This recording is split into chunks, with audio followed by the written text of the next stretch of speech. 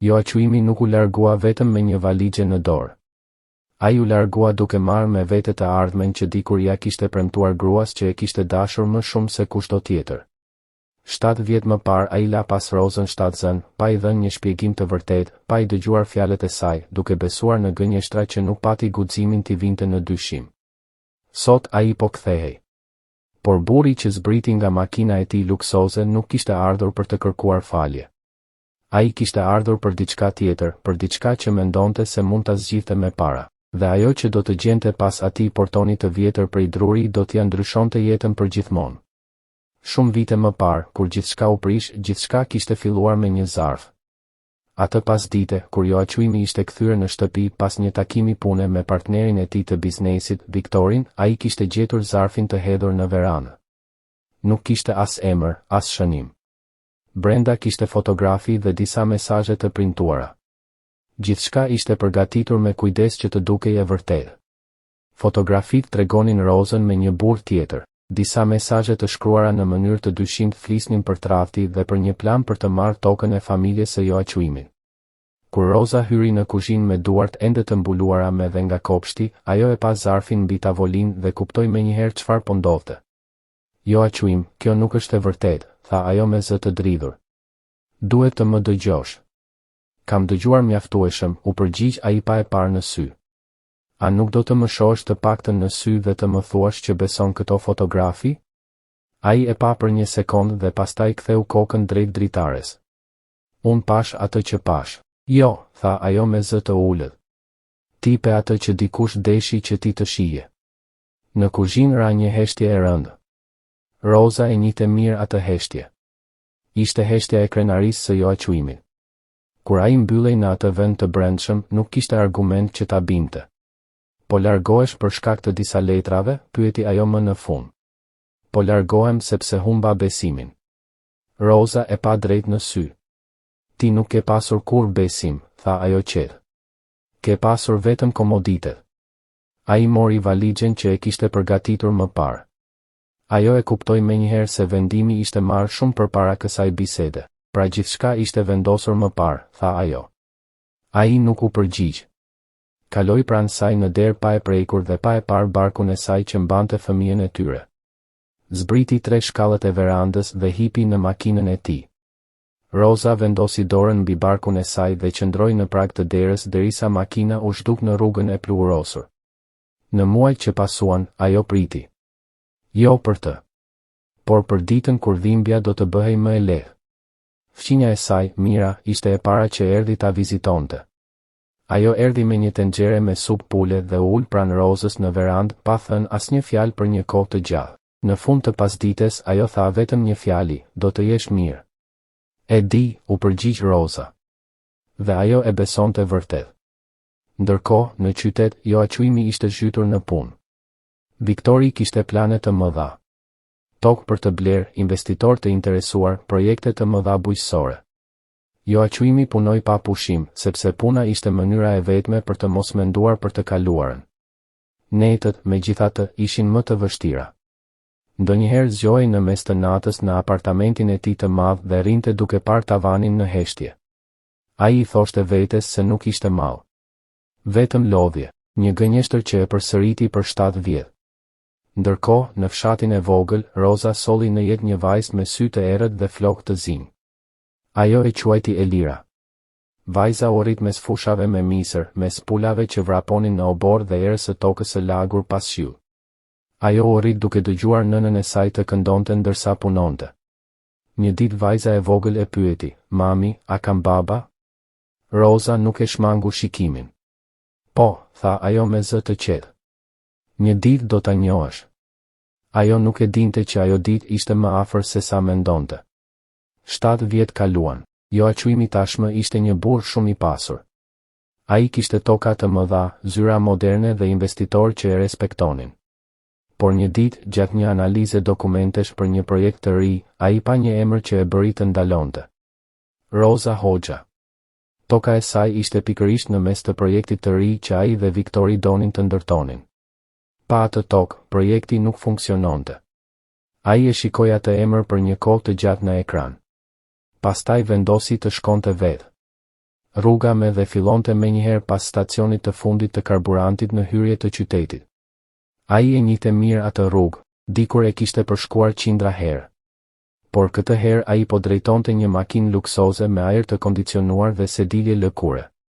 Megjithatë rruga ishte e njëjta. E njëjta kthes pranë përojë. E njëjta airbari të lagur. Ai ndaloi makinën për një moment dhe hapi hartën në telefon. Prona ishte vetëm disa kilometra larg. Ai mendoi për fjalët që do të thoshte. Do t'i bënte një ofertë të drejtë. Shumë më të lartë se vlera e tregut. Ajo do ta pranonte. Kështu mendoi ai. Në një kthes të butë të rrugës u shfaq porta prej druri. Mbi të ishte një tabelë metalike e vogël. Shtëpia drita. Ai e pa emrin për disa sekonda. Kur ai ishte larguar vite më parë, vendi nuk kishte pasur emër. Roza i kishte dhënë një emër. Ai hapi portën dhe hyri ngadalë në rrugën e brendshme të pronës. Nga të dyja anët kishte fusha misri të rregulluara me kujdes. Në fund të rrugës ishte shtëpia. Por ajo nuk ishte më si dikur. Tani ishte e lyrë me ngjyrë të bardhë dhe kishte një verandë të rregulluar bukur. Në të dyja anët e derës kishte vazo me lule të kuqe. Ai ndaloi makinën. Dhe për herë të parë pas shumë vitesh, heshtja e vendit e goditi drejt në zemër. Cicërimat e gjinkalave mbushnin ajrin e era për plaste butë gjethet e misrit. Diku në fund të oborit 100 lekë 2 herë dhe pastaj u qetësua. Heshtja që mbeti pas ishte e thellë dhe e gjallë njëkohësisht, ajo heshtje e fshatit që duket sikur ka gjithmonë diçka për të thënë. Arbeni qëndroi ulur në makinë për disa çaste, pa e kuptuar mirë pse nuk po lëvizte. Në fund të fundit, ai kishte ardhur vetëm për një bisedë biznesi. Kishte bërë qindra marrëveshje më të vështira se kjo. Kishte negociuar me banka të mëdha, me investitor të fuqishëm dhe me avokat që nuk linin asnjë detaj pa analizuar. Asnjëherë nuk kishte ndjer atë peshë në gjoks që po ndjente tani. Më në fund hapi derën e makinës dhe zbriti. Era i goditi shisat me njëherë. Ishte aroma e tokës së lagësht, e misrit të gjelbër dhe e diçka e tjetër që nuk dinte ta përkufizonte. Një aromë e veçantë që i përkiste vetëm atij vendi. Aromë shtëpie. Aromë obori. Aromë kujtimesh. Ai kishte ardhur për të bërë një marrëveshje. Kështu i kishte thënë vetes gjatë gjithë rrugës, por sa më shumë afrohej drejt verandës, aq më të rënd i bëheshin hapat. Papritur, para se të arrinte të shkallët, dëgjoi një zë nga ana e shtëpisë. Një zë i hollë, i gjallë, i lumtur. Zëri i një fëmije. Një vajzë e vogël po vraponte mes rreshtave të misrit me një kalli në dorë. Arbeni ndaloi në mes të rrugicës dhe e shikoi pa e kuptuar plotësisht atë që po shite. Vajza dukej rreth 6 vjeç. Flokët e zinj i lëkundeshin lirshëm ndërsa vraponte. Në njërën këmbë kishte një sandale roz, ndërsa tjetra ishte zbathur. Qeshte me një gëzim të pastër, duke mbajtur kallirin e misrit si të ishte një trofe i madh. Pastaj ajo ndaloi. Vuri re makinën e panjohur dhe burrin që qëndronte në rrugicë. Fytyra e saj u bë serioze pa pritur, ashtu siç bëhen shpesh fëmijët kur kuptojnë se pranë tyre ka një të rritur të panjohur. Ajo e shtrëngoi kallirin në gjoks dhe qëndroi në vend. Arbeni nuk arriti të lëvizte. Sepse sytë e saj ishin sy të errët, të thellë, me një vetull paksa të mbledhur, sikur po përpiqej të kuptonte situatën. Ai i njihte ata sy. I shihte çdo ditë në pasqyrë. Kush je ti? Pyeti vajza drejt për drejt, pa asnjë ndrojtje. Arbeni hapi gojen, por nuk i doli asnjë fjalë. Ke ardhur të takosh maman time, vazhdoi ajo, duke anuar pak kokën. Po, arriti të thoshte më në fund ai. Kam ardhur të flas me të.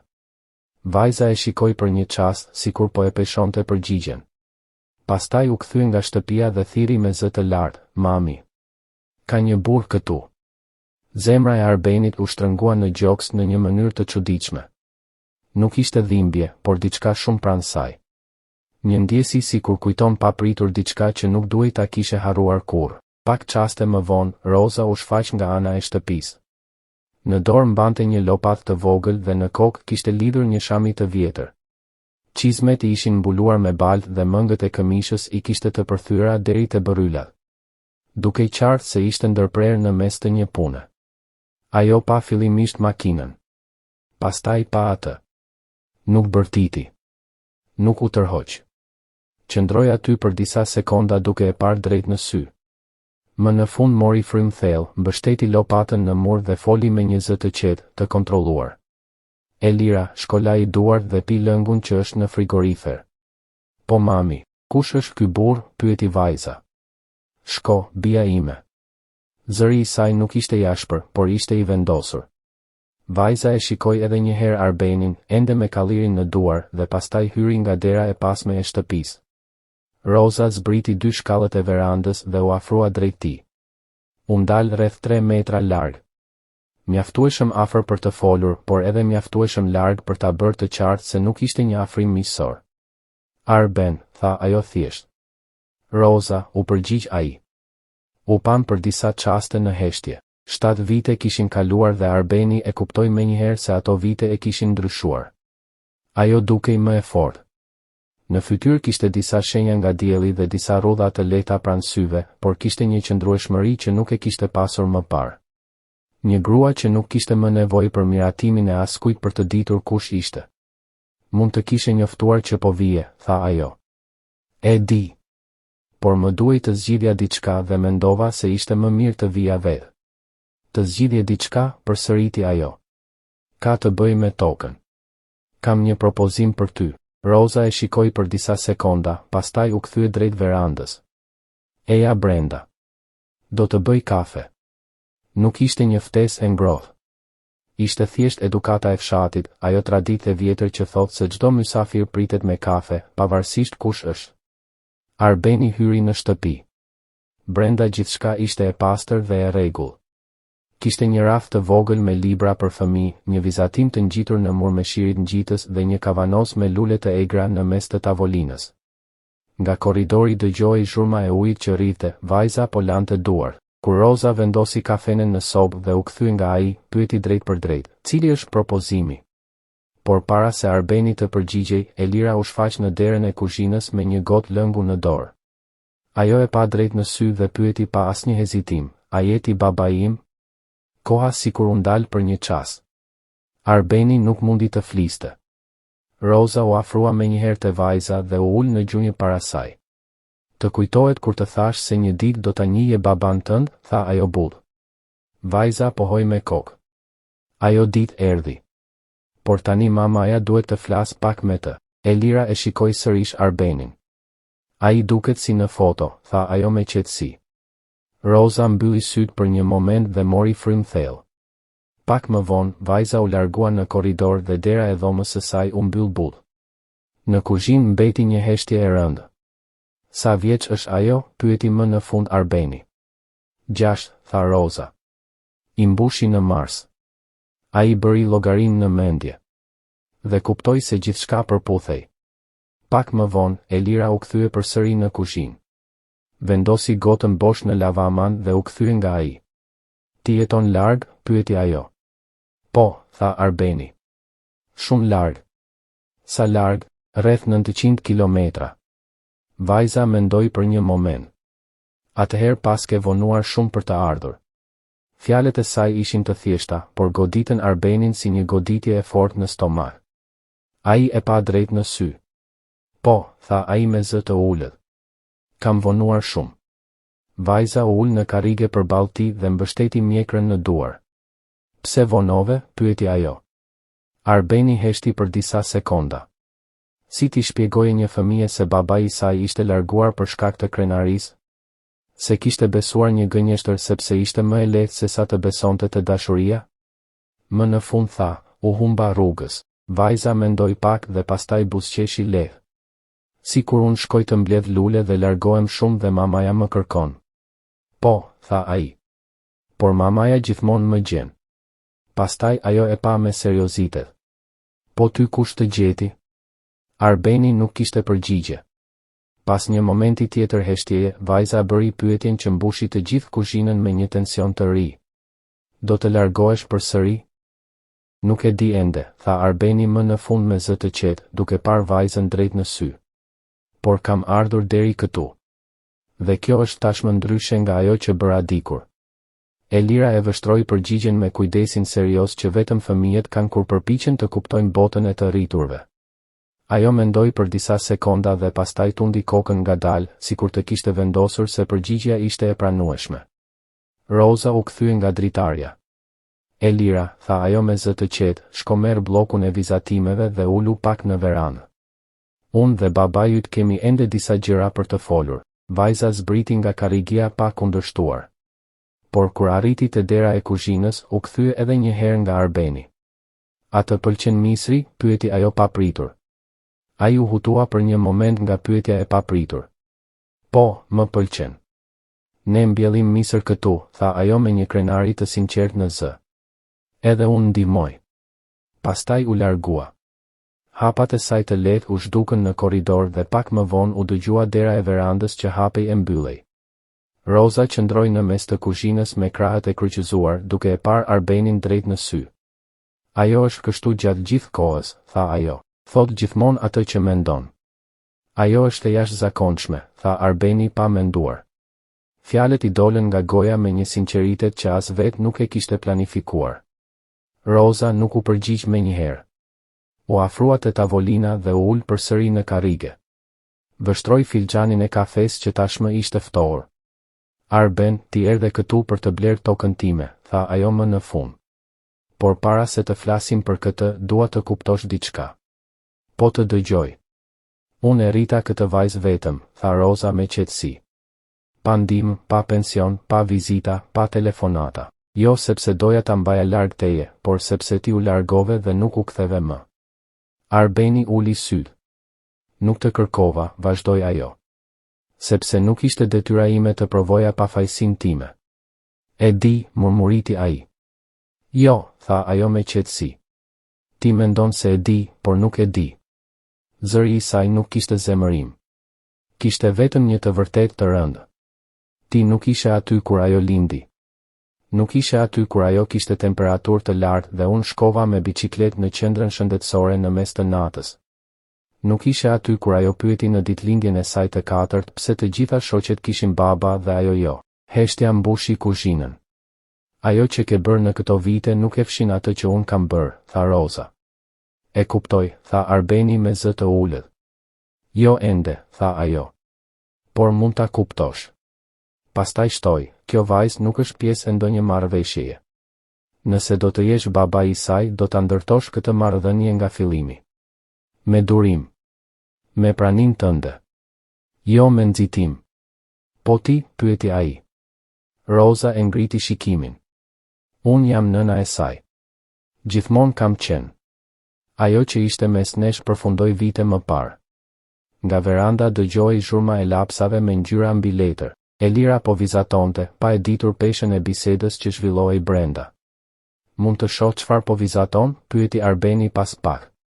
Rosa e vështroi për një moment. Mundesh, tha ajo më në fund. Ai u ngrit dhe hapi me kujdes derën e verandës. Elira ishte ulur në bankën prej druri me bllokun në prerë dhe me gjuhën paksa jashtë nga përqendrimi. Kur dëgjoi derën, ajo ngriti menjëherë bllokun për t'ia treguar. Në letër ishin vizatuar 3 figura me lapsa me ngjyra, një e madhe, një mesatare dhe një e vogël. Poshtë tyre, me shkronja të shtrembra, ishte shkruar, unë, mamaja dhe babai. Atë mbrëmje Arbeni qëndroi më gjatë se sa kishte planifikuar. Elira i tregoi gjithë bllokun e saj të vizatimeve, faqe pas faqeje, duke shpjeguar çdo vizatim me seriozitetin e një artisteje të vogël. Rosa i vështronte nga dritarja e kuzhinës ndërsa lante filxhanën. Kur dielli filloi të perëndonte, ajo doli në veranë. Elira, shkondërrohu. Do të shkojmë të marrim bukë të lurda, tha ajo. Mund t'i tregoj babait fushën e misrit? Pyeti vajza menjëherë. Rosa pa Arbenin. Shpejt, tha ajo më në fund. Vajza u hodh nga banka dhe filloi të vraponte drejt fushës. Arbeni e ndoqi. Ajo fliste pa pushim ndërsa kalonin mes rreshtave të misrit. Kur gjethet fillojnë të thahen sipër, do të thotë që është gati për t'u mbledhur, shpjegoi ajo me rëndësi. E di, tha Arbeni. Edhe ti mbjell misër? Po, por me makina. Elira e pa me një zhgënjim të vogël. Ne e mbjellim me dorë. Mamaja thotë se kur mbjell me dorë, mëson të respektosh tokën. Arbeni pa rreshtat e rregullt të misrit dhe tokën e mirë mbajtur. Ka të drejtë, tha ai. Në fund të fushës ishte një fik i madh dhe shumë i vjetër. Ky është pema më e vjetër e fermës, tha Elira, duke vendosur dorën mbi trumë. E mbolli stërgjyshja e mamit. Arbeni e pa pemën e madhe. Gjërat që zgjasin shumë kanë rënje të thella, tha vajza me seriozitet. Fjalët e saj e prekën në një vend që nuk e priste. Kur u kthyen në shtëpi, nata kishte filluar të binte. Roza po i priste në verandë. Duhet të flasim për propozimin tënd, tha ajo. Arbeni shpjegoi ofertën për tokën. Por kur mbaroi, Roza tha qetë, kjo tokë ishte e braktisur kur babai im ma la. Unë e pastrava me duar. E rindërtova këtë shtëpi, këtu solla vajzën time nga spitali. Ajo mori frym thellë. Kjo tokë nuk është thjesht pronë. Është jeta që ndërtova kur isha vetëm. Pastaj shtoi, nuk është në shitje. Arbeni nuk kishte përgjigje. Pak më vonë Elira doli nga shtëpia e veshur për të dalë. A do të jesh këtu kur të kthehemi? Pyeti ajo. Arbeni pa Rozën, pastaj vajzën. Jo sot, tha ai. Por do të kthehem. Elira zgjati dorën e vogël drejt tij. Premton? Ai e shtrëngoi me kujdes. Premtoj. Javët kaluan dhe Arbeni filloi të kthehej shpesh. Jo me dhurata të mëdha, por me praninë e tij. Ai ndihmoi në riparimin e gardit, e çoi Elirën në shkollë një mëngjes dhe një ditë solli fidan perimesh sepse ajo kishte thënë se donte të mbillte karrota. Ata I mbollën së bashku në cep të kopshtit. Pranë pemës së vjetër. Dhe pranë një bime të vogël që Arbeni kishte sjellë në vizitën e parë. Do ta shohim të rritet, tha Elira me bindje. Po, tha ai. Nga dera e kuzhinës, Roza I shikonte në heshtje. Nuk ishte falje. Nuk ishte fillim I ri. Ishte thjesht një baba që më në fund po mësonte të ishte I pranishëm në jetën e vajzës së tij. Dhe për momentin, kjo mjaftonte.